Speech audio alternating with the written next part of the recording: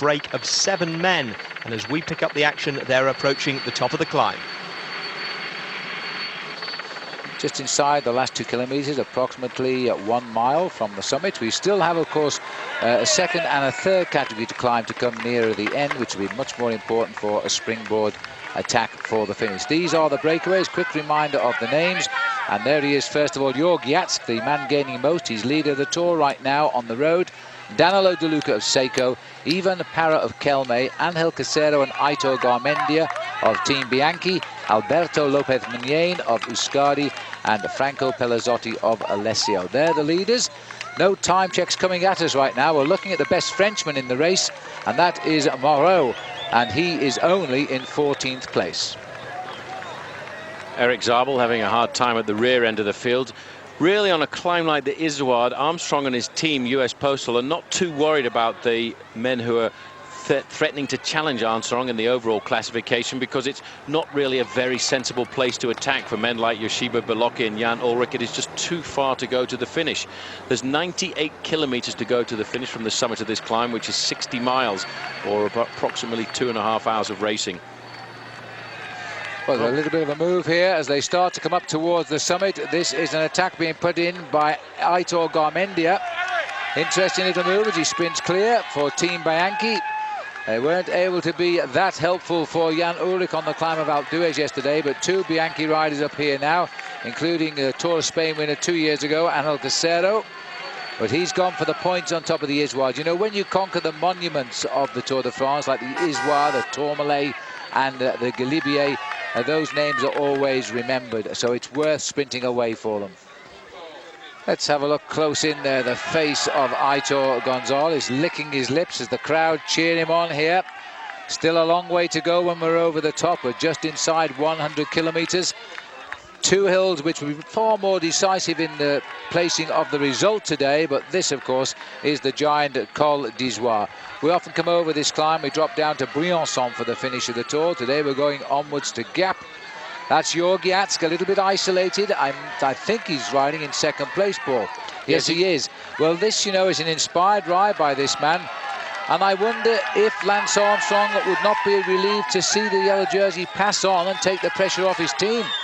Well, he's got to think about the fact this race is 3 weeks in length. He wasn't in one of his best days yesterday, but I certainly wouldn't mind having the legs of a Lance Armstrong not in one of his best days, because he was still equal of all of the men trying to challenge him. He could still, once his teammates had disappeared, nullify all of the attacks. You can see here the reaction coming from the Kelme rider, a Colombian, a new Colombian on the block, Ivan Parra, riding across to JAKSCHE, just a bit further up the road there.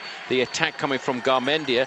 Further down, Danilo De Luca has now been put under pressure. And this is Vyacheslav Yekimov limiting the losses here on the climb. There's Armstrong on the left. Not looking to me in very good condition today, Lance. He's riding at the front, but he is not riding quite as smoothly as we've seen him in years gone by. It's going to be a tough Tour for Lance Armstrong. Personally, I think he'll win it, but I think he's going to have one tough ride. The top of the Col d'Izoard. Aitor Garmendia cracks it and goes clear of a breakaway of 7 men. This was an original group of some 15 riders, and they've been away now since over the top of the Col de Lauterre as well. Well, really now, Aitor Garmendia needs to sit up on the early kilometers of the descent and wait for a regrouping, because there's a long way to go to the finish. I know Aitor Garmendia is a very good individual time trialist. In fact, he's been a professional for many years. He turned professional back in 1990, and he's ridden for some of the top teams. And in fact, he's really returning to a top team here by being brought into Team Coast. And in the past, he was a teammate of Jorg on the Once squad. Well, there's the result over the top of climb. Ivan Parra again in the frames, getting a few points today in the King of the Mountains, because he was 2nd on the Lauterre. Now he's finished 3rd over the Or category. That's the biggest of them all. Very shaky descent the early kilometers down the Izoard. You see unprotected roads. What riders who are behind the peloton will take risks here to bridge the gap, and you've got to be very, very careful, because one of the big problems, Paul, when you start descending quickly, you brake hard, your rims get very hot. Yeah, most of the riders actually still use the tubular type of tyre. It's a tyre which is stuck onto the rim. The reason for using that is you can pump it up to a much higher pressure than the clincher type tyres that many people use in leisure cycling. And it does make it very dangerous when you do heat up the rims, because it tends to melt the glue and the tyres can actually start to turn on the rims, and you very often see riders getting blowouts on the descent, and you don't want to get a blowout on a technical descent like this.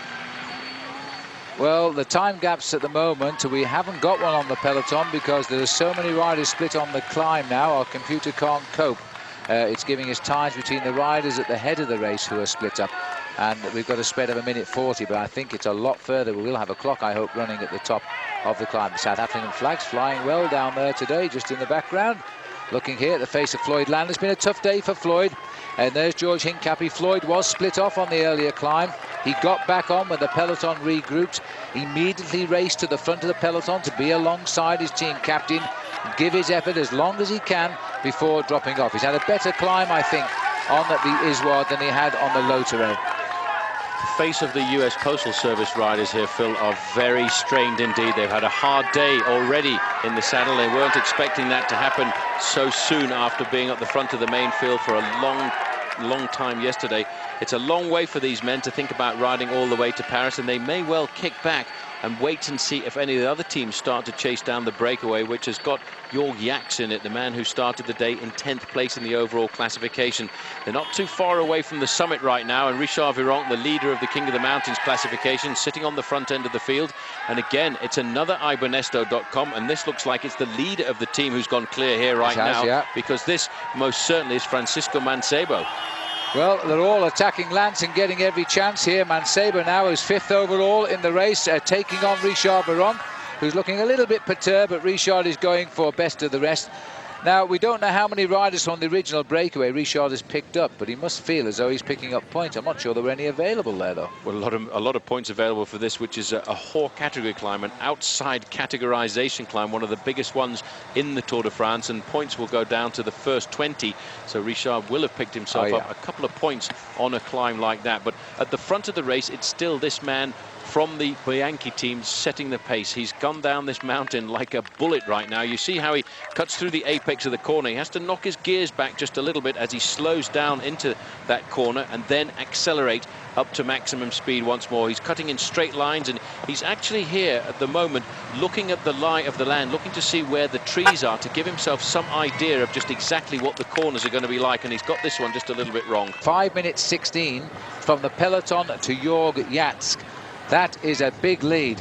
Armstrong is not going to have an easy ride this year to win the Tour de France for the 5th time, and there are going to be attacks all of the time. These two guys sprinted it out at the summit of the Col d'Isouard, but they don't want to ride 98 kilometers to the finish line with the main field chasing, and they're going to, I think, sit up and wait and slowly integrate the main field. But it is certainly a very large gap now for the leading riders over the group containing Lance Armstrong, and the US Postal Service team are going to have to find a few friends in this main field right now, because it's a long, hard chase to the finish. Now, we saw the main field over the top of the Col d'Isouard, and this is what it looked like on the way down. Somewhere in there was David Miller using his descending skills to get back into the pack. Now, at the bottom, Aitor Garmendia was caught by his fellow escapees, so the 7-man breakaway was back together. But not for long, as we pick it up 5 kilometers from the top of the next climb, the Côte de Saint-Apollinaire. 3 of them have attacked. Jorg Jaks, Ivan PARRA and Angel Casero are at the front with a lead of 2:47. They can be sure right now that in the group behind there's going to be an acceleration, and it will not necessarily all be down to the work done by Lance Armstrong. This is Chechu Rubiera, Jose Luis, setting the pacemaker. Look at him looking over his shoulder. He wants to feel if anybody's moving forward here, whether they're going to be a threat to Lance Armstrong. The idea of a team like this at this part of the course is to just make it a little bit uncomfortable. This is a move here. This is David Miller. Miller had promised to win this stage. He's a long way down in the classification, 6 minutes behind Lance Armstrong, and now he in fact decided yesterday that he wanted to go out and try and win this stage. He's actually made predictions like this in the past before the big stage and said, I'm going to go out and get myself the win. He predicted it last year, and right now he's obviously looked at the race handbook, and he knows that they won't lift the pace to chase him down, because, as I said, he's 6 minutes behind Armstrong in the overall classification. Team Telecom flags flying, indicating the crosswind. These are the leaders of the climb. And here comes PELLIZOTTI, desperate now. PELLIZOTTI, big effort by him. He's rejoined the leaders. We now have 4. Tempo riding, keeping the pace high by US Postal Service in defense of Lance Armstrong. He has that very, very feeble 40-second lead over Bolocchi, but Bolocchi hasn't attacked today. Johan Brunel saying at the start, you know, he didn't expect big attacks. He was wrong in the respect that Once played a great card with JORG. It almost worked. And in the long term, who knows? Because as we get onto the steep part of the climb here, the chase has been bitter and hard. And over the next few days, it may have weakened US Postal. Well, I tell you one thing, I think, we didn't like that at all. Angel Casero just getting pushed by one of the spectators. And in fact, riders do not like this at all, because if they do get pushed by the spectators, they can get a penalty, not only in time, but they can get a penalty in money as well. JORG is digging deep there in the steepest part of this climb, and I think a lot of riders have been caught out by this climb. Armstrong will not be caught out by this climb at all, because he's been here and looked at this. He in fact predicted that many riders would be surprised by the steepness of this climb, and it looked to me as if Angel Casero was rather overgeared on this climb. Well, this has turned out to catch, as Paul has said, 1 or 2 people out. This has really kicked towards the top. The riders don't normally bother to go and investigate climbs of only second category, because they're not known for steepness. The first and the ore category are the ones they fear. But this is a little bit of a nasty at 1 kilometre to climb for the summit. But JORG has had a brilliant day. What great form this rider has found for the Tour de France this year. And hanging on there is the little man, and the PARRA is climbing very, very well indeed, and must be feeling pretty pleased with his form. He hasn't shown any great weakness at all. David Miller too, now coming to grips with the steep part of the climb. Miller is closing in. He's just over a minute behind the leader now. This is amazing. Christophe Moreau is the rider in the green and the white jersey. Vinokourov is peeping in that purple crash helmet. David Miller is at 1:24 now of catching the leaders. And the leaders, remember, have been out there almost all day. The British rider has a real chance here now to possibly pull off the stage win. We're looking at 29 kilometres still to ride. This isn't the last climb of the day, but it's beginning to look, Paul, as though it's doing more damage than the giant Col d'Ivoire. But the incredible thing about Armstrong, there's a problem there. That looks like Bolocchi's gone. Bolocchi's gone. He's waited. He said he would hit Armstrong every chance he got. He is gone. Well, it's a steep climb, a tough climb. These are the 2 leaders right now. I wish we could stay with the main field. Here we are. And Armstrong has responded. There's straight no away, weakness right there. Saw him coming and has taken him. He's blown his teammates away. It's 1-on-1. You've got to salute Joshua Bolocchi. Ullrich could not do that. Ullrich has seen the move go. He's second in line on the right. He's trying to move round and react, but indeed, that is a great attack. They're doing what they say every day they will do. They are hitting Lance Armstrong. Once today have ridden so well, putting JORG up the lead, making US Postal chase all day, and they may have known what this hill was like. They probably went down as well, because their team manager, Manolo Sainz, is a master tactician and a technician as well. He goes out, he reviews everything. He reviews all the latest equipment, which is why in the first opening days of the Tour de France, David Miller was very upset with the equipment that his team had, because he felt that Team Once had a much superior line of material.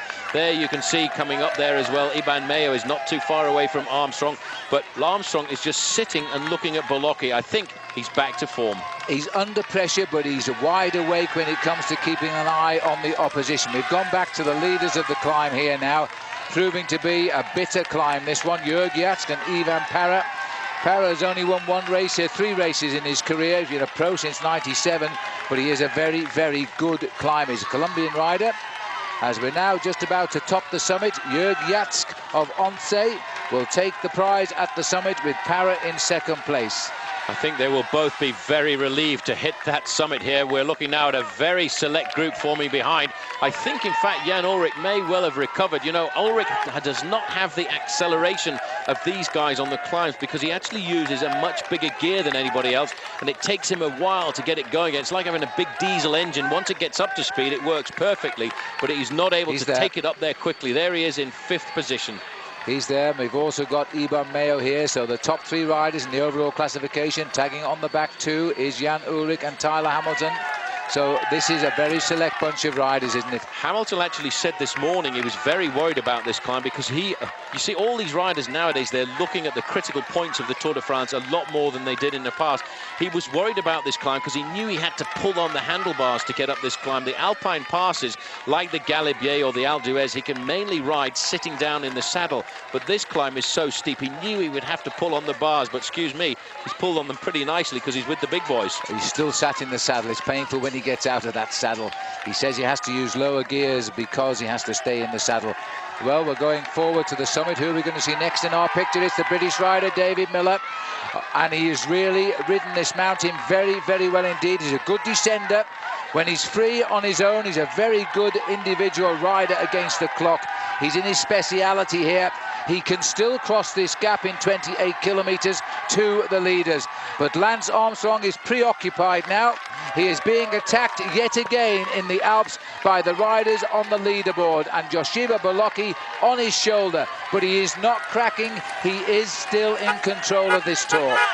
Further down the group here, you can see the French champion Didier Rousse in difficulty, but Joshiba Bolocki, hats off to him, Phil. He's not scared. He's not overawed by the fact that Lance Armstrong has won the Tour de France on 4 occasions. He feels in his legs that he's got the form this year.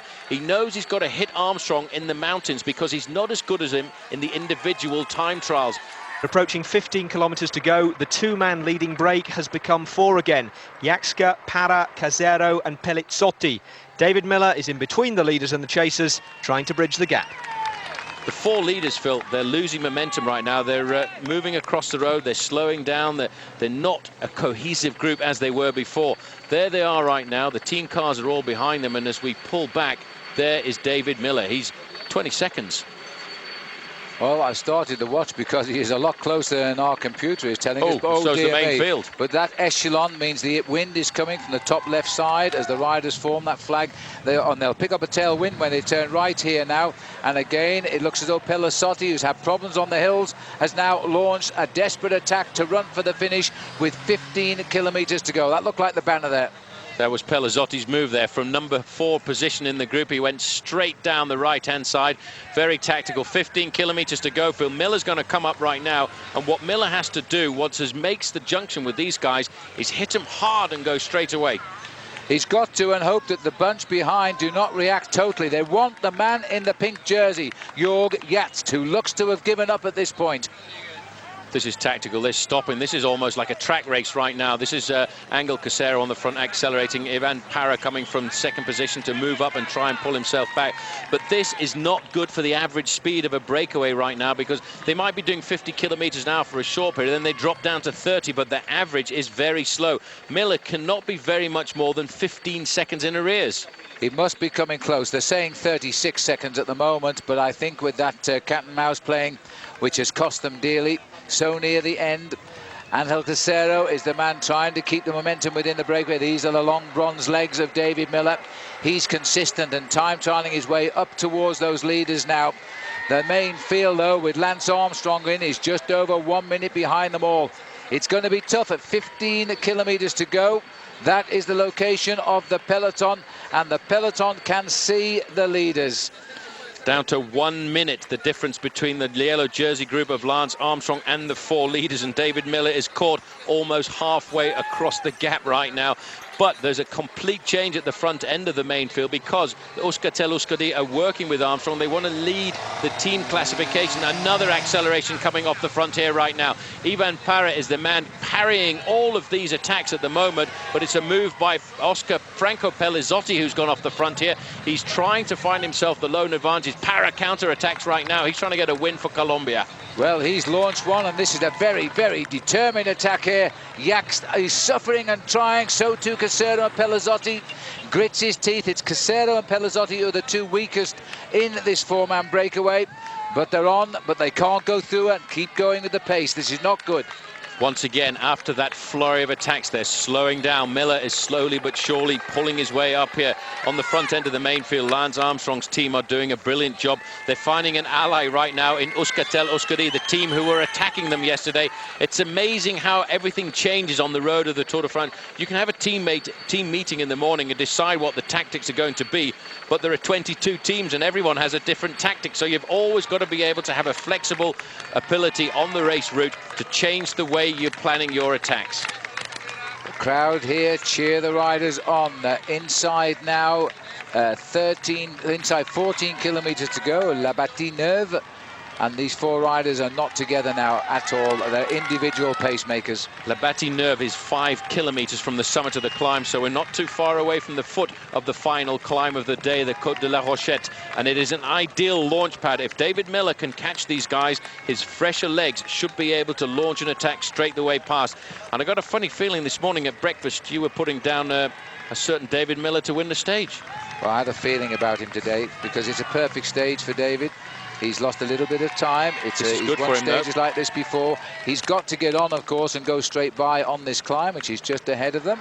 But it is perfect. Here he comes into the same town, La Bâtie-Neuve. They've just gone around that corner. Miller's got a much quicker, steady tempo going here. Straight round that corner, pedaling all the way through and using the shortest route through the roads. And there's the board for him again. He won't like the news that the peloton is not far behind, but he'll be thinking if he can catch them and leave them, the peloton are looking to pick up JORG JAKSCHE. If they catch him, they might think that's it for the day.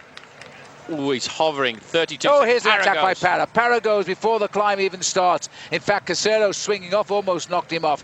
Now nobody has reacted to that attack. Oh, that's a hard attack, and you know there's been so many attacks so far and so many reactions. It's a psychological moment like this. Casero said, well, I've gone so many times, it's up to someone else right now, and this man from Colombia has opened up a pretty sensible advantage. Around about 10 seconds very quickly indeed. Miller is 32 seconds in arrears, but that, Phil, really hit them hard, and Casero almost took him into the ditch. He was moving over to let somebody else come through. Well, he did, but on the other side. Now, that's a great attack by the Colombian rider. The Colombians don't have many riders in the Tour, but by goodness me, we know all about them this year. We certainly do. We've seen a lot coming from the Colombian riders. A Colombian rider world champion at the individual time trial, Santiago Botero. A Colombian rider leading the Tour de France for the first time this year in Victor Hugo Peña. One of the greatest Colombians at the finish of the race yesterday, Lucho Herrera, was there with all of the previous Alpe d'Huez winners. And maybe this young man today wants to put his name into the history books as well. Wow, where is David Miller on this climb here? Because this is his big effort now. Being from Colombia, he's a climber, not a sprinter.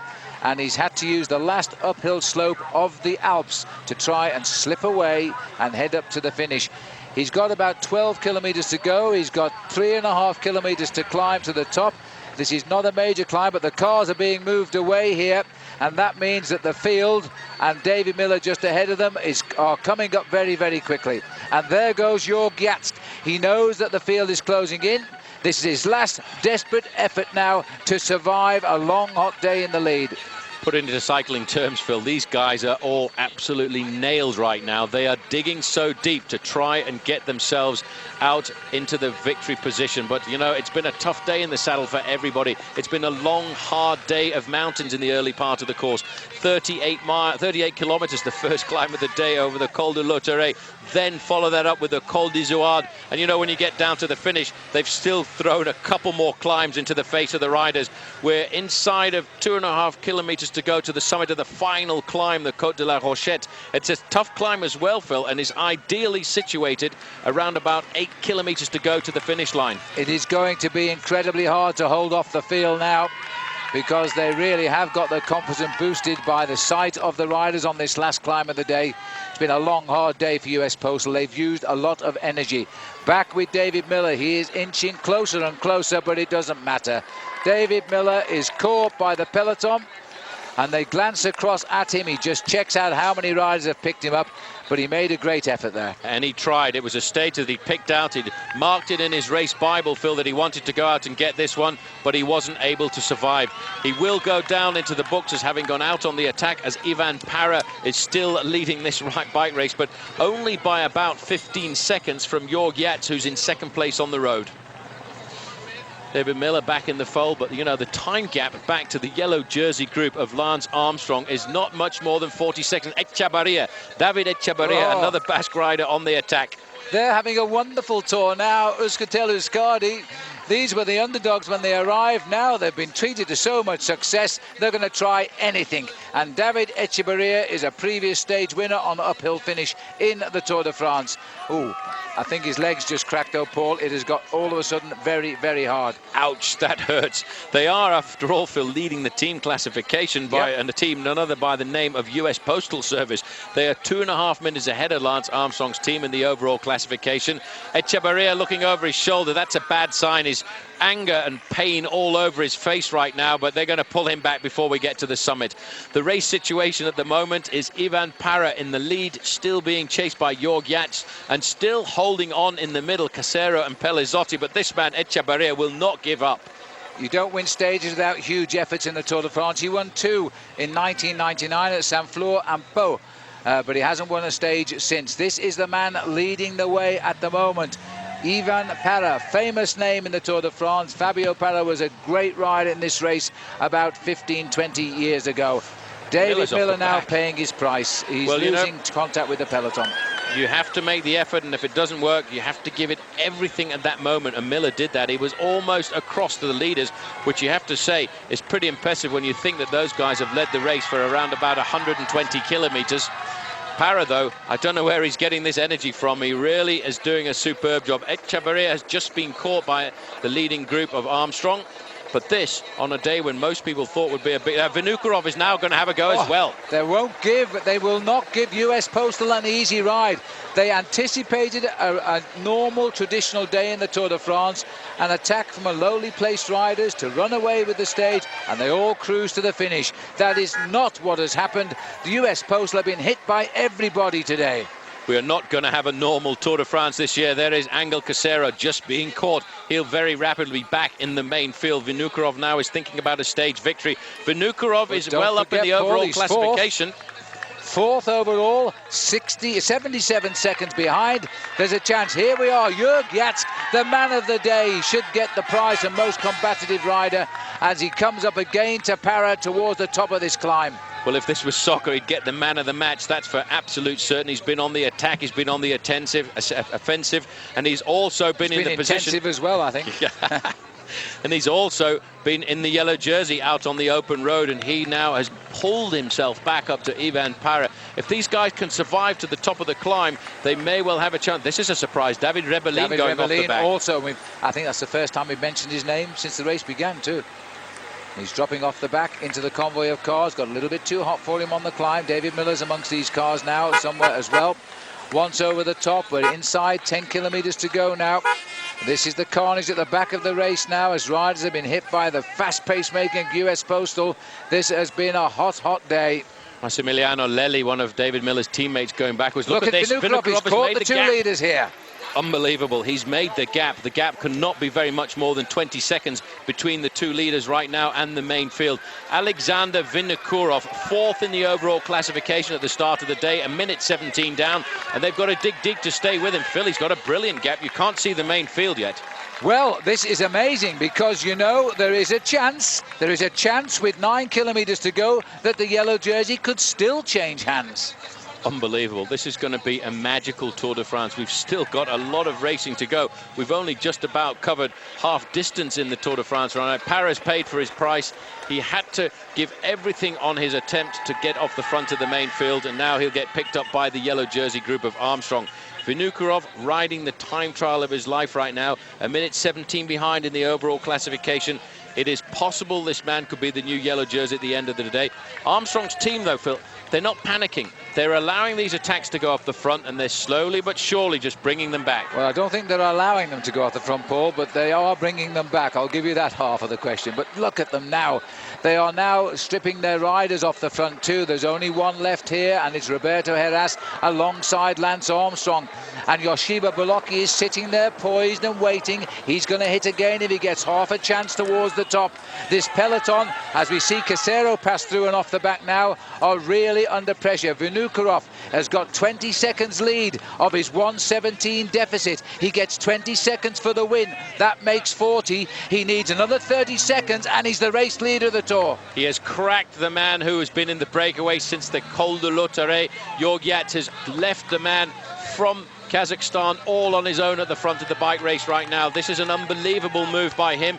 He actually, Phil, needs to finish a minute in front if he wants to get the yellow jersey at the end of the day. He's 20 seconds in front right now, but I tell you what, the yellow jersey group of Lance Armstrong will slowly turn up the gas. This is PARRA. He's about to get caught. So PARRA is now wiped out by the Maillot Jaune group of Lance Armstrong, the group that patrols the mountains of the Alps and just chops them down one by one. But this man has decided now was the time to go. A long third category climb. That's not a steep climb by the categorization of the cols of the Alps, but this is proving to be, after a long hot day, not just today in the sun, but the whole 10 days of the Tour. And Vinokourov now is moving clear of the field. Gilberto Simoni, the winner of the Tour of Italy this year, said that the first day of the Alps in the mountains was going to be the toughest. I tell you what, he might think it's this one after the stage, because this is unbelievable. But Armstrong goes now. This man has got to take up the leadership of his team and the race now, because he's got no teammates left and he still has a dangerous rival on the attack. He is rising to the occasion. The great cyclist he is. Just look who's on his wheel, though. Yoshiba Belocchi, Jan Ullrich, Ivan Basso, and the man who won the stage yesterday, Iban Mayo. When it comes down to it, Armstrong has still got it. He knows how to control his challenges. But he has been put under pressure like he's never known in a Tour de France. They are hitting him at every opportunity. We've never seen a Tour when the leader's been hit so much. They're the hero of the day, JORG. Couldn't believe it when the Maillot Jaune of the Tour went past him. Surely he can't hold on to this group now. His team captain, but Yoshiba Belocchi, sits on the wheel now of Lance Armstrong. Armstrong is still concerned as the Star Spangled Banner flies on the left now. It's Vinokourov of Kazakhstan who races to the summit in pursuit, the yellow jersey of the Tour. He's in complete control here right now, Phil. He's used his teammates to perfection, as he always does. Vinokourov going over the summit there in first position. The only man left to chase him down right now is Lance Armstrong. The clock has started. Vinokourov was fourth at the start of the day, a minute 17 behind in the overall classification, but Mr. Armstrong himself has taken up the pace, making 15 seconds. He'll take a daredevil descent right now and try and pull him back into the fold. 15 small seconds. Armstrong is behind Vinokourov and trying to bring this race back together. Unbelievable. Just 15 seconds, the man from Kazakhstan has advantage over the group of Lance Armstrong. And today, Armstrong has shown that he has no friends in this peloton. Nobody else has come to the front of the main field to help him out. Here's one of the dodgy little corners on the descent now. The finish is right in the valley below there, not much more than 8 kilometers away from where we are right now. Here is the man who leads the yellow jersey competition, Armstrong. Unbelievable control, great. Phil. He looks still fabulous looks great. today. But he's sitting off the back wheel of Belocchi now. Belocchi's also going to try and stretch him on the descent. But Belocchi too, racing, don't forget now, to hold his second place. All of a sudden in the Tour de France, Armstrong has got an ally from a very strange quarter. Well, you know, Armstrong is a very clever tactician. Yesterday he mastered all of the moves. Every time there was an attack, he went with it. But he went with the specific attacks of men like Vinokourov and of men like Yoshiba Belocchi. Right now, Belocchi is pretty worried about the fact that there's a good chance that Alexander Vinokourov could move over him in the overall classification. And Armstrong plays on the fact that riders, as we get closer to Paris, start to think about their second or third or fourth position in the overall classification. That's when it starts to get complicated tactically. Now, Alexander Vinokourov on his way down here, just joining on the back. It looks like it might be Iban Mayo is hooked up there from Euskadi. There's 3 riders, the top 3 riders in the overall classification, chasing the 4th man overall just now. We're not sure whether it's Zubeldia or Mayo. It looks like the long thing leads. It might be Zubeldia there. We'll check it out as we can. But this man is no doubt who he is. It's Alexander Vinokourov now. The sun directly overhead as he races in towards Gap, as he uses every possible piece of speed now to try and steal the seconds. They're saying now, though, it's down by 2 to 13. Well, he's trying to win himself the stage. Armstrong a bit more relaxed now. Phil, he knows he's going to get allies on the run in towards the finish because he realizes everyone else is trying to battle for their placings in the overall classification. Yoshiba Bolocki could lose his second place overall right now with a move like this, but Armstrong looks great today. He's bounced back from what looked like a frailer Lance Armstrong yesterday. He is the champion of the Tour de France. He's taking responsibility right now. Armstrong piloting the ship down this mountain, cutting the corners, the apex of these corners, keeping the pace up to around about 40 miles an hour. Yoshiba Bolocki hanging right onto his wheel there. They're chasing this man, the lone leader, 29 years of age from Kazakhstan. In fact, he and Armstrong were born on almost the same day. September the 16th for Vinokourov, September the 18th for Armstrong. 5 kilometers to go, around about 6.5 minutes at this speed, because we are touching speeds of 65 kilometers an hour. This is the lone leader of the Tour de France, the winner of the Amstel Gold Race in the early part of this season, but probably more impressively in March, the winner of Paris-Nice, and of course just a month ago the winner of the Tour of Switzerland. 1-0, 10 seconds is the advantage of Alexander Vinokourov. Unbelievable day. Nobody expected all of the big attacks to come on the small climbs towards the end. We've had 2 huge climbs in the early part of the race today. The Col de l'Auterre, 38 kilometers of climbing, followed by the Col d'Izoard, 15 kilometers of climbing, but the 2 small climbs towards the end are where all of the action appears to have happened. Ooh, and he nearly lost his front wheel there going around the corner. A little twitch of the front wheel. He's taking a lot of risks here. He's only leading by 10 seconds. The difficult thing on a day like this is, in fact, the toe, and Bolocki's near. Bolocki's gone down. Armstrong's off the road as well. Armstrong, complete control there. He's into the field, but what a great bike rider. He's gone across. This is unbelievable. I've never seen this before. Armstrong went across the field there. He's back on the road at 4 kilometers to go. What great reflexes from the man from Texas. Tyler Hamilton coming along there, touching him on the shoulder. This is unbelievable. That man was in complete control there. Watch this again. This is Yoshiba Bolocki locking up the back wheel. His tyre has come off. Armstrong has gone across. Alexander Vinokourov, I think, has gone down as well. This is unbelievable. Armstrong riding across the apex. Oh, this is incredible. Armstrong is such a star. The yellow jersey of the Tour de France at 4 kilometers to go has in fact shown us that he's an unbelievable bike handler. Let's calm down. Bolocki's down. Bolocki's injured. He does not look good at all.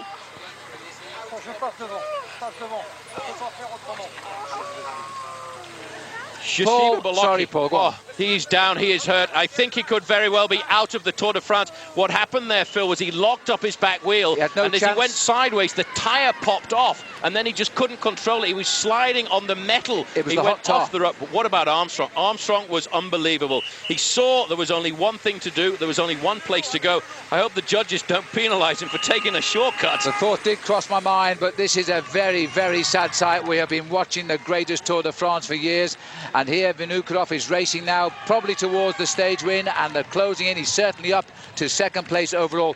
Bolocki, because I was telling you seconds before it happened how dangerous the loose bitumen with the sun melting the tar was, and then he was out of control. But I have a feeling that Bolocki has either broken his collarbone or his pelvis. He fell very, very badly. But that chaos has given the advantage now to Alexander Vinokourov. He is 30 seconds ahead of the group of Armstrong, and now Armstrong has found a few allies because the other challengers now have decided to come forward, set the pace making. Tyler Hamilton, Iban Mayo, Haimar Zubeldia on the far side in the lime jersey there, but at the back, further back, I think it's the end of Yoshiba Bolocki. Started the day in second.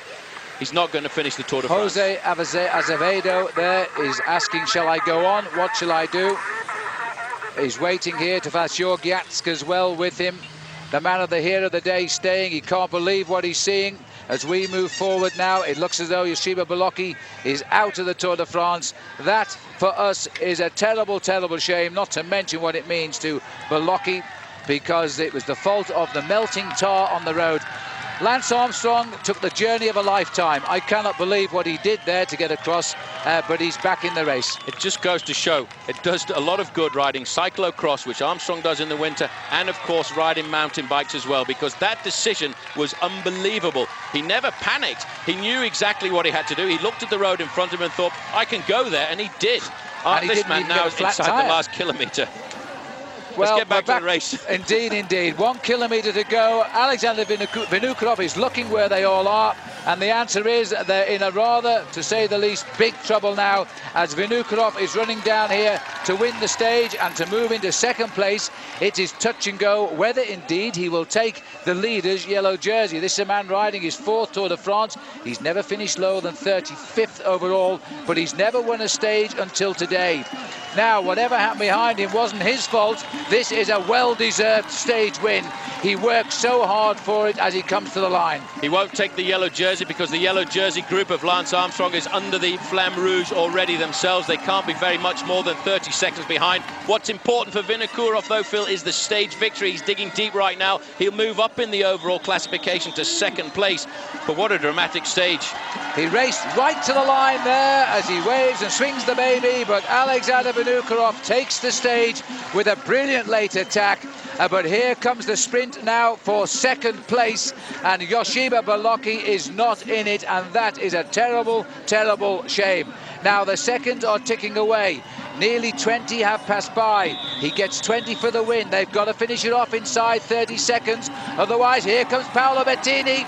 In this sort of a group, they'll never get near the champion of Italy. Bettini, Lance Armstrong goes. The bonus may prove extra special here. As Bettini goes for third place, he gets it on the line. The third place will be taken by Iban Mayo, and he gets the bonus. About 40 seconds was the gap, Paul, and a 20-second win bonus. He will keep his yellow jersey, but we are talking of a few seconds now. Bad news for Jens Voigt, who was suffering from gastric problems and struggling to stay well hydrated early in the stage. In fact, just struggling overall. One of his teammates, though, Stuart O'Grady, was in the day's big breakaway. It contained 8 riders in all, the best placed of them being another Aussie, Michael Rogers of the Quick Step team. He started the day in 41st place, just under 24 minutes behind the leader, Lance Armstrong. There's the 15-kilometre banner that they have been waiting for. The gap coming inside of 2 minutes now to 1 minute 54 seconds. But these guys still, Phil, cannot start to play tactical games right now. And this is attack now by Flecker again. Attack number 2 for him. He's got some speed, hasn't he? It's very complicated right now because there are actually 8 different teams represented in this leading group, but the nationalities are slightly better spread. There are 3 Spaniards, and it's rather interesting to note that the attack coming from Juan Antonio Fleca here came from the counter-attack of a Spaniard, and it was set up by Idrisio Nozal of the Once squad. And I wonder if the Spaniards have talked together to try and get themselves into a situation where they can ride off the front. There are 2 Aussies in the group as well, O'Grady and Rogers, and if it does come down to a sprint towards the end, they may well find that they could help each other try and get a stage victory. But to do that, they actually have to catch this man right now. This is the one move that O'Grady would have feared, and he would have expected it would happen as well. And now they are starting to look at each other. Look at them freewheeling up. And Da Cruz is quite happy because he knows Baden Cook is coming up as an attack goes through the inside. O'Grady's got to take it up himself now, as nobody going to help him. O'Grady's a marked man there. He was just getting ready for the counter-attack, and as soon as he started to accelerate, they were right onto his wheel. That might be the 10-kilometre banner just there. I think it is. So that's 6 miles to the finish. And this, on a day like this, would be an amazing result for a Spanish rider, more likely to be seen in the mountains, winning what is a comparatively flat stage. Well, a couple of years ago, the man who leads right now, Juan Antonio Fleca, was regarded as the next big Spanish hope with 5 wins. And here's a counter-attack coming from the back of the group here. It's like Rogers decided. In fact, the reason he was putting his hand up there, I think, was to pretend that he wants to go and talk to his team management, and then that put him at the rear of the field, and he's just attacked everybody with the attack from rear position. And he's got a good lead too. Somebody's gone with him. Well, this is now the splitting of the breakaway. If they don't take up the race very quickly, the gaps will open. This is Da Cruz again. He's a marking man now. He's not interested in getting this breakaway clear of the field because it's important the bunch catch up as far as he's concerned. The points are at stake for Baden Cook in that green jersey competition. Here we are now. The sun is high in the sky. Local time, it's approaching 5 o'clock here in Toulouse in the afternoon. Look at this Flecker looking underneath his arm there. And now come a series of roundabouts. He knows now he's on the outskirts of Toulouse. There's 20 seconds his advantage over the two chasers, and he has the ability to pick a very nice, clean line around this roundabout. He's not losing any of his impetus at all. His 5 wins a couple of years ago were really why the Banesto team wanted him to come on board, because they saw him as being a huge star of the future. He's digging deep into his reserves right now. You see him accelerating nicely out of that corner, picking his pace back up to 48, 49 kilometers again. And the gap he has over the main field is still 1 minute and 35 seconds. They're pushing all the cars out of the gap right now because they know there's always the possibility that it'll all come back together inside of the last 5 kilometers of racing. It's 16 seconds back to the two chasers and 25 seconds back to the O'Grady group. Good roads now, great run into Toulouse. We're not going into the big city because it's in turmoil. They're building a new metro line there, which is a subway. But they're coming out to the airport, a small airfield, at 5 kilometers to go.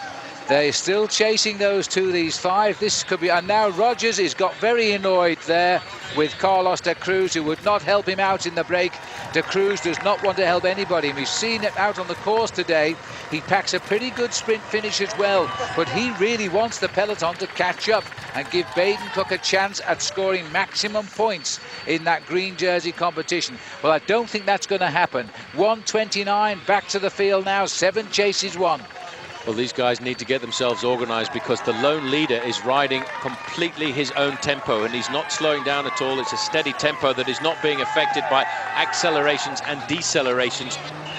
Flecker is up in the distance there. He's looking for 3 kilometers to go as we make our way to the airport for the finish.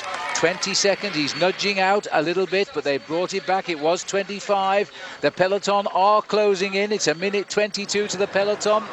You know, the long straight runway, and if they go fast enough they could get liftoff, but that's where the finish is today, on the runway, and everybody now is waiting for the arrival of the Tour.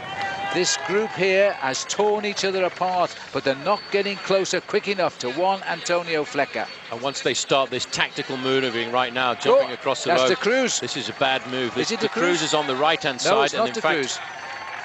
That, in fact, is the Francis the AG2R rider Nicolas Portal. Portal. And I couldn't pot that jersey. Nicolas Portal has gone. He's riding his first Tour de France. He's never had a win in his life. He's had a bid, and now they're on him straight away. So there are 3 kilometers to go. I think that was 3 kilometers to go, Banner.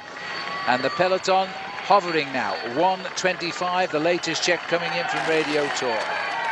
Back together again. It's infighting now, Paul. All this is helping Flecker. Well, these guys are just manoeuvring each other all the time. This is Nozal now trying to go. O'Grady's been caught out. And in fact, that attack went straight by Stuart O'Grady on the right-hand side of the road.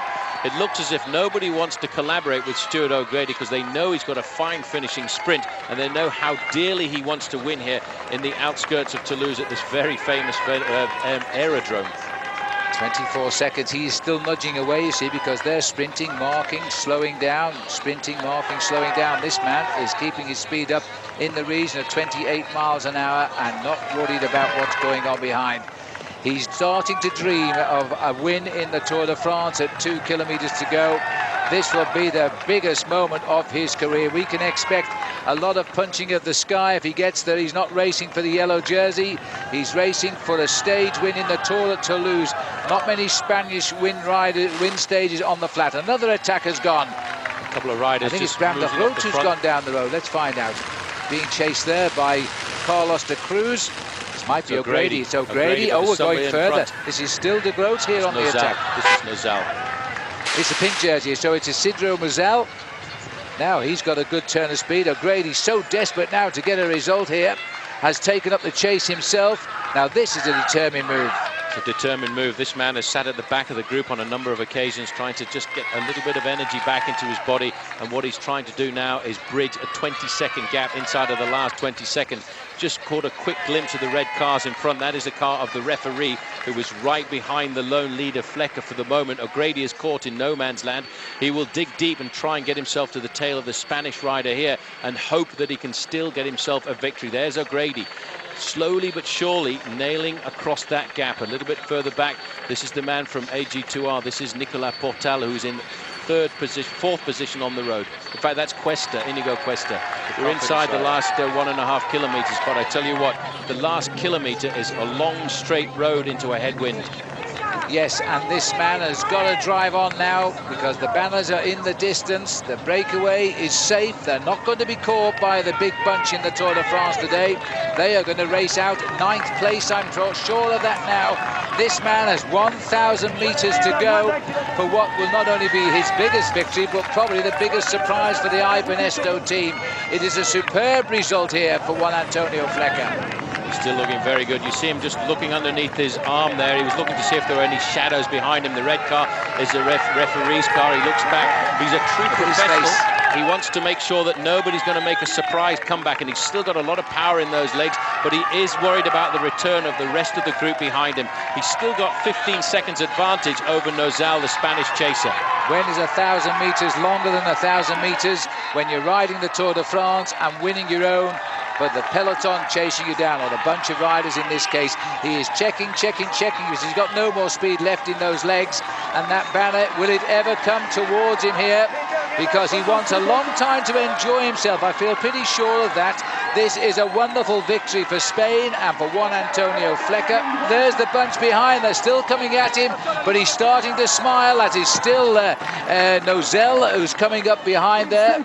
I think he's going to hang on, but he still needs to do it. It is going to be a very, very difficult finish, as this is the moment of celebration, the biggest win of his life. He turned professional in the year 2000. Look at that. Straight as an arrow as Bram de Groot comes clear, third into Marseille. He's getting closer, second into Toulouse, ahead of Nozal. And then comes the race. For fourth. This will be the Cofidis rider, who is finishing Inigo Cuesta. He's normally a climber as well. There's the pack coming at them. Da Cruz finishes off, taking on O'Grady. He's beat him every day, and it makes no difference. He's beat him again at the line.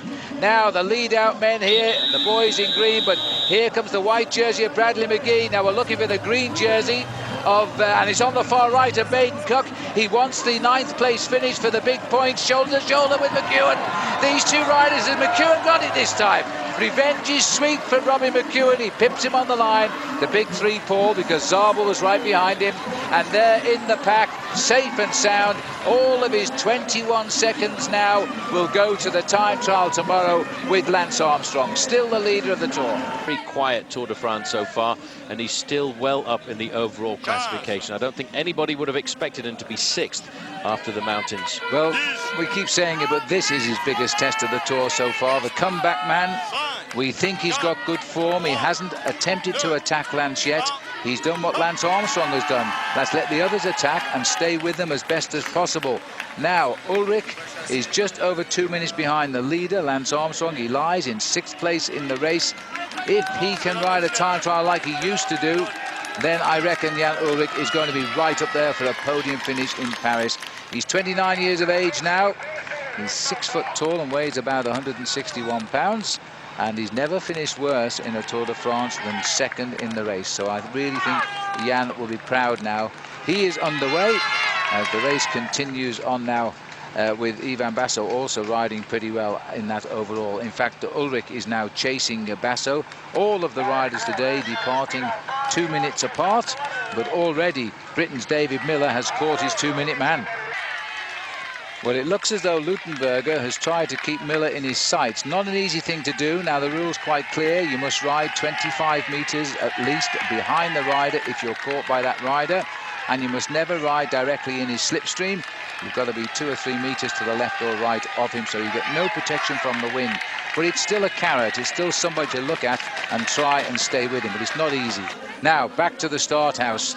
Cool, calm and collected, lost only 1 time trial in the last few years of the Tour de France, beaten last year by Bordeaux.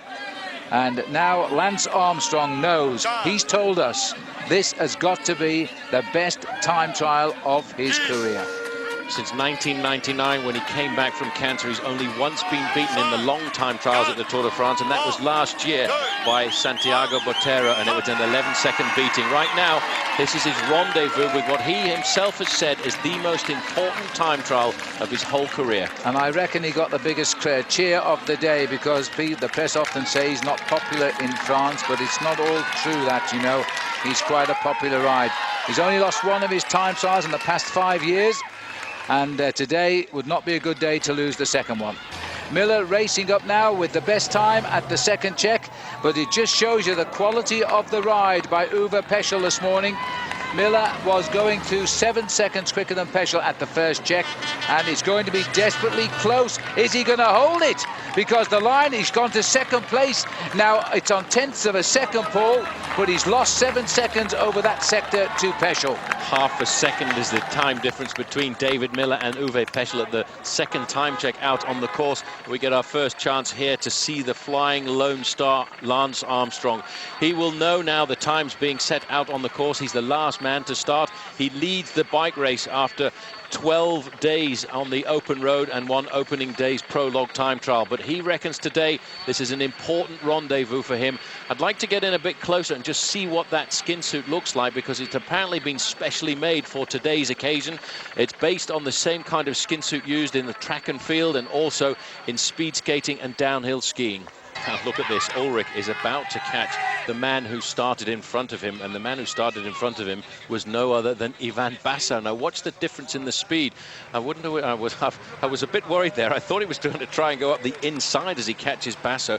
Basso was 11th overall in the Tour de France last year, and Jan Ullrich has caught him after 20 kilometers of racing. He's taken back 1 minute for every 10 kilometers. That's quite remarkable. We've got a situation right now where Armstrong and Ullrich have gone through the first time check of the day in exactly the same time. But I think the surprising thing is the climbers, Vinokourov and Zubeldia, are pretty close to the man Lance Armstrong and Ullrich at the top of the leaderboard. Well, if anybody is going to deliver a surprise today, it will be Alexander Vinokourov, because that rider is on form and is a tough boy. This rider, though, Jan Ullrich, you know, he could be climbing up to second place overall in the race today. I don't think he's going to rival Lance Armstrong, of course, but he's picking up riders and they're falling like flies ahead of him. Jan Ullrich has caught Ivan Basso, and I think Roberto HERAS is probably the rider in front of him at the moment. Alexander Vinokourov here is riding second out of the blocks, as we know that Vinokourov has never been a regular competitor against the likes of Lance Armstrong. He's always lost pretty much big time. The best time he's ever finished close to Lance, he was 9th back in 2001 over 61 kilometers. Other than that, but then again, you have to remember he wasn't racing in second place in the Tour de France then, when you ride a totally different time trial. Completely different when you're riding to finish high in the overall classification. And Mr. Jan Ullrich right now has just blown by Roberto HERAS. Roberto HERAS, wearing number 2 there, started 4 minutes ahead of the German. Jan Ullrich is definitely back. He's had a hard time trying to get psychologically prepared for the Tour de France, Phil, because the team that he joined at the start of the season, Team Coast, were on and off the UCI, the international governing body's roster, several times because they couldn't prove the financial viability of the team. This team that he's riding for right now, Team Bianchi, was only put together 1 month before the Tour. Yes, and he's never seemed to lose his confidence in his preparation, despite he knew that behind everybody was changing their attitudes to whether the team was in or the team was out. Here's David MILLAR now. Now this could be a good result as we watch David MILLAR now. He's looking very good. He's looking around though a little bit too much for my money. He's not concentrating quite as hard, and I think there's the answer, because David is slipping away from first place here. Peschel survives a real good time trial performance normally for MILLAR, and Peschel was the 16th rider to go today, and still he remains number 1 as David MILLAR comes up to the line. He might hold on to second place here, but this will be a second place finish for David MILLAR at the moment, as he comes in to end the 47 kilometers. Long way home, as always. Our camera brings him home, and he's lost a lot of time in the hills towards the end. 1:2:27 for David MILLAR.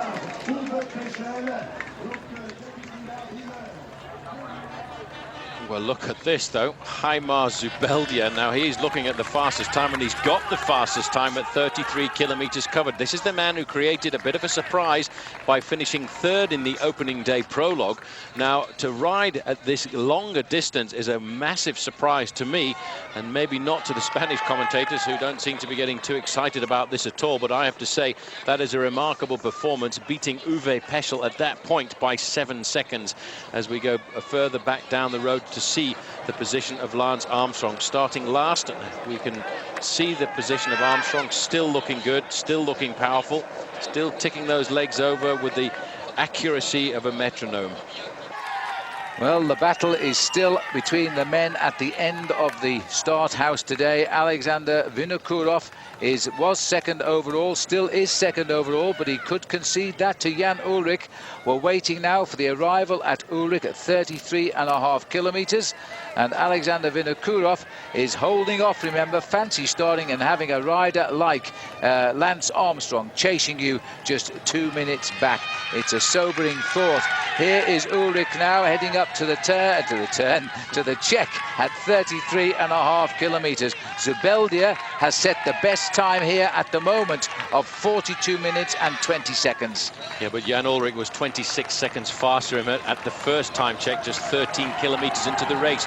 Ullrich started 1 minute 59 seconds behind Vinokourov in second place and 2 minutes 10 seconds behind Lance Armstrong. And look at this as he comes up there. The time to beat is 42.20. Well, he's a long way inside that. Ouch. This is going to be very difficult. Zubeldia is done 42.20. Armstrong has eaten him on the road here. Unbelievable. This is an incredible performance by, I beg your pardon, Jan Ullrich has eaten him, and he goes through with a new standard set there, Paul. 40.28. Unbelievable ride there for Jan Ullrich. Now, has Lance Armstrong kept up a similar tempo? So it looks to me as though Vinokourov is catching Iban Mayo here, and that's Mayo just ahead of him. That's going to give him an incentive. There's a great incentive. That's the important thing about an individual time trial. If you can bridge the gap to your minute man, or in the Tour de France, it's your 2 minute man, it's almost like having a carrot in front of a donkey. You can just dig that little bit deeper into your reserves, and he will be very pleased with his performance here to have come across to this man who many see as a great rival for a top 3 position. But today he is losing 2 minutes already before we get to the finishing line to Alexander Vinokourov. Lance Armstrong is losing to Jan Ullrich as he comes through the checkpoint here at 33.5 kilometers. Armstrong is going to go through in second best time for sure. Now, how wise was he, Paul, to get rid of Ullrich on Alpe d'Huez? Because it could mean the difference today between seeing his yellow jersey go to the German and not. Armstrong coming up to the line. The time of Vinokourov is 41.30. Lance is going to beat that. 41.08. 48.8 kilometers an hour. He's lost 39 seconds over Jan Ullrich at the moment. And we discussed the tactics on the day to the Alpe d'Huez when Armstrong used his team to take up the pace on the slopes of the Col du Galibier and then accelerated rapidly at the start of the Alpe d'Huez. The reason was, one, to get rid of this man. This was the man he's feared more than anybody else in the Tour de France. Jan Ullrich is an unbelievable individual time trialist. He might be a bit limited in the mountains, but he'll gain confidence with this ride. It's going to be the best time right now, but there are some faster times than his out of the intermediary checks. But this is a great reference for this young man. The time he is going to beat is that of U.PESCHEL. When he crosses the line, the time will be the best one. Still riding up to the line. It's an awful long way when you come into that final corner. He will be able to see on the finishing line the digital clock indicating the time that he has to beat. The one underneath is his own time, and he will realize that he's put in a sterling performance today. New best time for Haimar Zubeldia, 1:01:12.31. Tyler Hamilton, by the way, has gone through the 41.5 kilometer time check with the third fastest time, 2 minutes 21 seconds in arrears of Jan Ullrich. Ullrich is digging so deep right now. This is a very vicious position he has as well. He's got his hands right down in the front of his machine. They're getting as low as possible. This man came up through the East German cycling school in eastern Berlin, and then once the walls came down, he has turned out to be one of the best cyclists Germany has ever had to offer. And we must never forget that this man has never finished lower than second overall in the Tour de France, and of course one of those occasions was a team victory as well. Hamilton losing a bit of ground there, by the way, to Zubeldia. Was ahead of him, has now slipped 2 seconds behind him, but this is the big finish now of Jan Ullrich. And now have we got a man who can take on Lance Armstrong in the Pyrenees? He's certainly done it in the time trial. This is an absolutely incredible ride. We have ridden 47 kilometers, almost 30 miles, and over terrain that you really wouldn't ride without getting out of the saddle, and this man is going to break the hour. Jan Ullrich comes to the line inside 1 hour for 47 kilometers. Look at his face. This has been a special day out for Jan Ullrich. He's won 4-time title stages of the Tour de France in his career. This could be his 5th. Ullrich drives up the straight here now. He's going to beat the hour. 58:32.92. Now, Lance, it's all up to you. 48.18 kilometers an hour. He didn't finish inside the hour. He smashed it inside the hour. A minute and a half inside the 1 hour, and a huge beating of HERAS Zubeldia. 2 minutes 39 seconds into the second place rider, and the man who led from the start, U.PESCHEL, was looking like a man likely to win, is 3 minutes 25 seconds down at 47 kilometers covered. There are not many riders out on the course right now. Tyler Hamilton is looking pretty good out at the third and final check on the road. He had the 3rd best time, but the crowd here, Phil, are getting behind Lance Armstrong in this year's Tour de France, because he is now no longer the superhuman Lance Armstrong. He is showing that he's fallible, and I think they actually want him to win the Tour de France for the 5th time. Well, now Ullrich is in. Lance has got to arrive better than 10 minutes to beat Jan Ullrich, because that's how far it was out of the start house behind Jan Ullrich. Look at this massive crowd, this rather horrible little climb that comes just before the finish as Armstrong dances up here. The next man to finish will be Tyler Hamilton, and he's going to really have to turn on the style now, because he is having a great battle with HERAS Zubeldia. They were 2 seconds apart at the check with just 3 miles or just over 5 kilometers to go. We're out on the course now. This man must have been so frightened here. They're on the same climb, I think.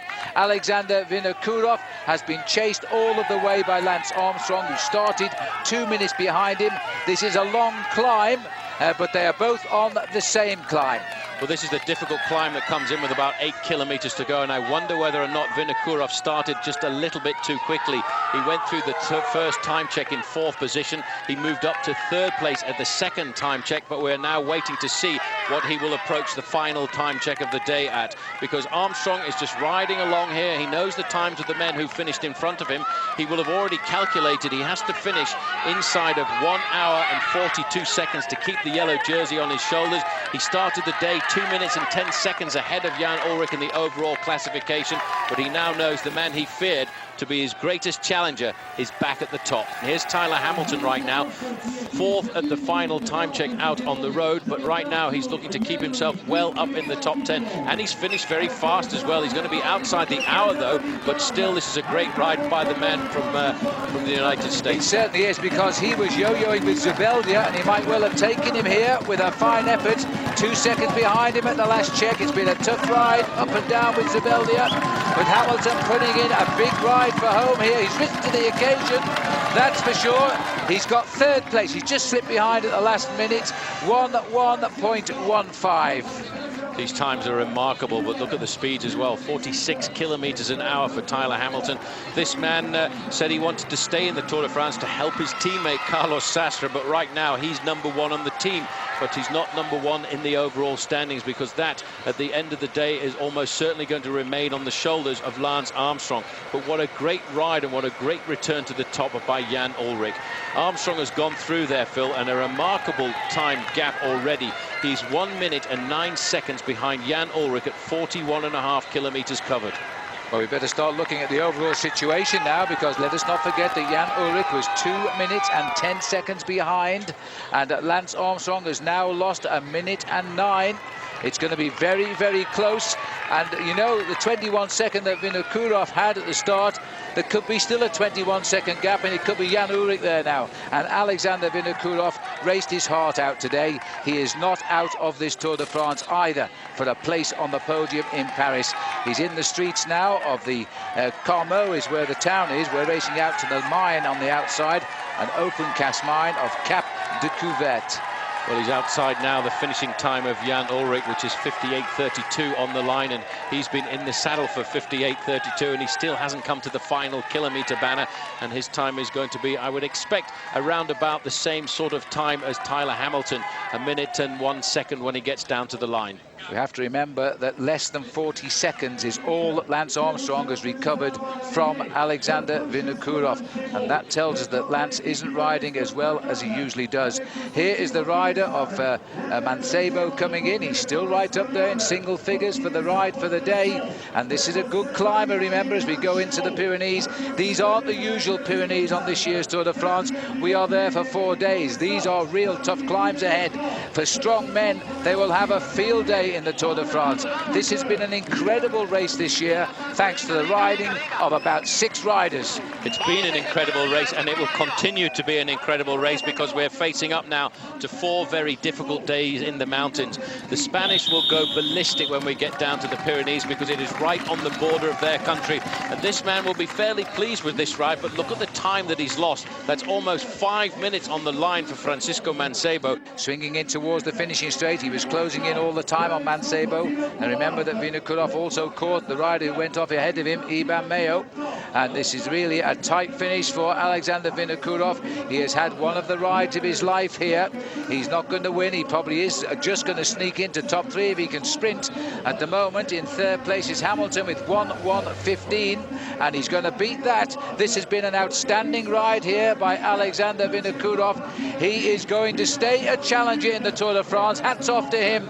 To have Armstrong behind you and the crowd looking at you in 2nd place, he has pulled off one of the greatest time trials he's ever done, and it's going to stay 2nd at the moment and will probably be good enough to take 3rd on the day. Listen to the crowd, look at his face, 1:00:38. We're now looking at Iban Mayo coming up to the line. Let's not forget Iban Mayo started ahead of Alexander Vinokourov. He is losing quite a fair amount of time on the roads of this 47-kilometer time trial today, but he will be pleased tomorrow because we're going into the big mountains, the mountains of the Pyrenees, which this team will certainly adopt as their own. Iban Mayo comes up to the line now. He's conceding time almost, well, just on 3 minutes he's conceding to Vinokourov. Remember that Vinokourov caught him for 2, and he's now conceding almost another 1.5 here as he races up to the line. So Mayo, not noted as a time trialist, but he is great in the mountains, and he crosses the line 11th. Good ride here is Armstrong right now. He was on the tailcoats of Iban Mayo. He's accelerated towards the finishing line. He's not going to beat Jan Ullrich. Look at the time, 58:32. Armstrong is well outside of that. But you know what, Phil? This is not a man who is weak. This is not a man who is giving up, but he's actually fighting to keep himself in the yellow jersey. He will do that without too much of a problem. But Jan Ullrich is going to be within 1 minute of Lance Armstrong in the overall classification tonight. But nobody has broken the hour except Jan Ullrich for the ride today. Armstrong has made a race of this. It's been a huge struggle for him. 1 hour and 8 seconds as Lance Armstrong crosses the line. He will keep his leader's yellow jersey, but he is yet again reminded he is in the toughest scrap of any Tour de France he has ever won. Now this is the breakaway group here at the front. Gonzalez de Galliano is the 3rd rider there. Laurent Brochard has got up there as well. I think we expected that. Well, Brochard is a good rider in a breakaway like this. He's not one of the top climbers able to rival the Spaniards, but it's good to see as well Rick Verbrugge digging deep here to try and make contact with the 4 men who are forming at the front end of the peloton. This is the kind of move that you would expect from a guy like Brochard. He's not able to accelerate on the climbs, but look at this. In fact, Ullrich has taken over responsibility now. Let's see if Armstrong can respond to this one. Well, this is most interesting now because Lance Armstrong may not have expected Ullrich. Again, the rumours emanating that Ullrich had a stomach problem. Lance has come up. Ullrich has looked over his shoulder, seen the maillot jaune of Armstrong alongside him. This is beginning to look a very interesting start to the climb to me, because Ullrich has called up his team. There are 3 of them here now. Armstrong must be a little concerned about this. Well, he's responded immediately. He's right onto the wheel of Jan Ullrich. Let's not discount the team of Ullrich either. Team Bianchi have only lost 1 rider so far, Tobias Steinhauser. He was one of the riders more expected to perform in the sprints, but he has got a host of very good climbers in his team. Look at the field disintegrating here on this climb, which is only ranked as a 1st category. In fact, it's in my estimation, Phil, I count it as being 25 kilometers long, and these guys at the back do. There's a lot of blue jerseys slipping back through the peloton as well, the jerseys of Lance Armstrong's teammates. Now that's a big surprise. But this is an extremely steep climb. It averages 8%. It is a very hard climb, and Ullrich is now clearly told his men to let let's test Armstrong again and see just how strong he is. Now, Alexander Vinokourov is there in that pink jersey, riding beautifully in fourth wheel just now. So I think our cameras might concentrate here, and you'll have to just we'll have to just look at the computer as to what is happening amongst the riders up front. Remember, nobody ahead of this group can lead the Tour de France today. They've lost too much time. This is the race today for the yellow jersey. Briefly up front, it looks as though Laurent Brochard is also getting himself in the action here with González de Galdeano. Don't forget, this is Alvaro González de Galdeano, not Igor González de Galdeano. He's not riding. He's not riding. He's suffered a broken collarbone before the start of the Tour. González de Galdeano here, number 114, in fact, is previously a winner of a stage of the Tour of Spain, Tour of Italy, I should say. And Chechu Rubiera, well, he's just sitting there now. If the race accelerates behind and they do catch this leading group, Armstrong once again has the tactical advantage of having a teammate up the road. It looks now as if Ullrich has given the word to his men to shut off the pacemaking. He just wanted to test the waters, maybe, to see if anybody was in difficulty. Well, the men at the back certainly are. He's completely shattered the peloton here. That is becoming a very, very select group. That was Roman Weinstein's ex-world champion. All the Kelme climbers are in trouble as well. This is going to be a superb climb now of this mountain. Many riders in difficulty right now, and these guys, they'll just think about getting themselves over this climb here, the Porte de Paillere, surviving on the descent and then hoping to get up to the finish of the Plateau de Bonastre. In the last 40 kilometers of riding today, about 35 of those kilometers are all uphill. Well, we're looking now at the tail of the peloton, Paul, and they are now into... You get some idea there of the quality of the climb. This is an attack from the front of the group here. Is this Carlos Sastre who's having a little dig here for CSC? I think it is. Now there's an attack on Tyler Hamilton's team. Well, Tyler Hamilton's team will try and do everything they can. And let's not forget, when Jan Ullrich won the Tour de France, he laid his foundations on these very slopes, not too far from here, on the way into the Principality of Andorra, and that's maybe why he was just trying to see whether or not there were any weaknesses starting to appear in the armour of Lance Armstrong, but Armstrong responded to absolute and utter perfection. Well, this is now a real battle on this, only the first true mountain of the Pyrenees today. This is Mercado here, the iBenesto.com rider. And that they are just trying to limit the escape, but they're more concerned in that small group behind, I think, with the likes of Ullrich and Vinokourov. Look at that group, a very small group. Mercado, by the way, a long way down in the overall classification. He's 34th at the start of the day, but I think more importantly, the position of Sastre, who is 16th. Now, this is really going to set the race on fire. Let's not forget that we will be going up this hill for around about 45 minutes, and they had a nice little 10-kilometer warm-up before it began. Oh, it's such a hard day today. As we're watching here, there's Carlos Sastre here trying to soften them up now. The CSC are also riding with their tails up because Tyler Hamilton clearly still very much okay despite that healing fracture of his clavicule. He's 4th overall in the race, and CSC, we must remind ourselves, are the leaders of this race on the team classification despite all of their problems. Well, Sastre has been a great competitor in the past, and on the front here we've got again one of Jan Ullrich's teammates moving forward. This is David Plaza, and he's riding so well, Paul, because Plaza himself is now up there, top 17 position. Armstrong, but he looks haunted this year. He looks a bit strained. It's not the same Lance we've seen, you know. He is haunted. He's haunted by the two men behind him, Vinokourov and Jan Ullrich. But let's not forget, don't ever discount him as being a true champion. No, nobody To win should. the Tour de France, you have to be a great champion. And once he starts to get annoyed, and this is amazing, 51 here is Gilberto Simoni. Simoni trying to hold his contact here. Remember, Seiko were working for him to win the day today. He's got himself mixed up, though, in another battle. A battle for yellow. Well, that's a big surprise to see Gilberto Simoni suffering like that as their team cars start to move forward, looking for their men in the pack. Rick Verbrugge at the head of the race here, in fact, is having a hard time staying in contact with Rocha, Rubiera and González de Galdeano. Two Spaniards in the breakaway group and a Frenchman. It's Rubiera on the front right now. He'll just tick out a nice, comfortable pace. He looks so easy right now, and he just looks over his shoulder to see the position of the other men with him, and he's looking straight into the face of Laurent Brochard. Paul, 7 miles still to climb, 12 kilometers, and already we have seen some terrific attacks here. We have seen riders crack. This is still Gonzalez de Galdiano and Lance Armstrong setting a fine tempo right to up the top end of the climb, but it's at the back where the action really is now. Hushovd just trying to stay on the wheel here of Chechu Rubiera. Rubiera is a great bike rider. He still leads this bike race at the moment. These three men have an advantage of still 4 minutes over the main field. Hushovd will be thinking back to when he won a stage here in the Pyrenees in Loudonville, and we can see here Thor Hushovd, who is in the leading breakaway of 10 riders just a few moments ago, is being caught by Carlos Sastre. Juan Miguel Mercado is there as well, and the main field with Armstrong, Ullrich and the rest is not too far behind. Well, they are there, and we've seen now Hushovd quickly go back towards the heads of state. As Armstrong, he looks very, very strained, but he was hanging on. Manuel Beltran is the rider who's with him, and there he is, second wheel at the moment, while fourth wheel in that pink jersey, Alexander Vinokourov, and hovering in those orange jerseys, the top two men, Zubeldia and Mayo. Now look at this here. This is a good move too by the man from US Postal to cause confusion.